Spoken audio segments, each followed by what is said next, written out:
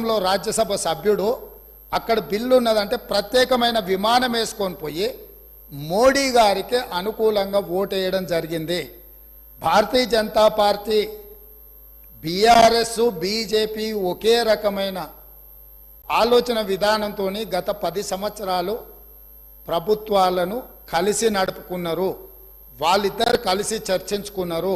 ఇంతెందుకు వాళ్ళ పార్టీ అంతర్గత విషయం, ముఖ్యమంత్రి గారిని మార్చాలని ఇక్కడ చాలామంది మాజీ మంత్రులు చంద్రశేఖరరావు గారిని దించేసేయాలి, తారక రామారావు గారిని ముఖ్యమంత్రిని చేయాలని చెప్పి ఆ మంత్రివర్గంలో ఉన్న వాళ్ళే చంద్రశేఖరరావు గారి మీద అవిశ్వాసం ప్రకటించి తారక రామారావు గారిని ముఖ్యమంత్రిని చేయండి అని వాళ్ళు మాట్లాడినరు.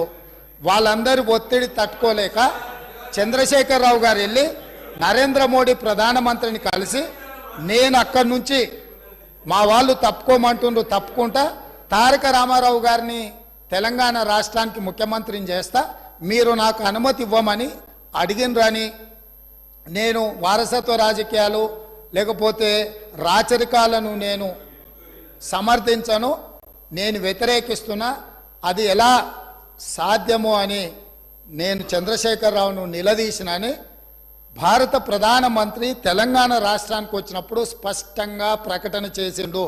ఇప్పుడు పెద్దలు శ్రీనివాస్ రెడ్డి గారిని నేను అడుగుతున్నా, మీకు ఎలాంటి సంబంధాలు లేకపోతే, అనుబంధం లేకపోతే, ఆయన అనుమతితోనే మీరు నిర్ణయాలు తీసుకోకపోతే మీ పార్టీ అంతర్గత వ్యవహార ముఖ్యమంత్రిని మార్చుకోవడం అనేది, అట్లాంటి విషయం కూడా మోడీ గారి అనుమతిని అడిగిండ్రంటే మీ బంధం ఫెవికల్ బంధం. ఒకవేళ మీకు కేసీఆర్ గారు చెప్తుండ్రో లేదో వాస్తవాలు, ఒక్కసారి ఇప్పుడు నేను చెప్పిన చరిత్రను మొత్తము వారు తెలుసుకోవాల్సిందిగా నేను కోరుతున్నా. మీకు కొన్ని చెప్తాడు, కొన్ని దాస్తాడు. కాబట్టి దాసినై మీకు ఒకవేళ ఎప్పుడైనా అనుమానం వస్తే మీరు ఎప్పుడైనా నన్ను అడగొచ్చు, స్వేచ్ఛగా వచ్చి కలవచ్చు.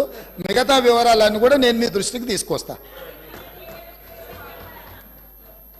శ్రీనివాసరెడ్డి, మేమందరం కూడా కలిసి పనిచేసినాం సార్. తెలుగుదేశం పార్టీలో వారు ఉన్నారు, మేమున్నాం, కష్టపడి పనిచేసినాం. వారు ఈరోజు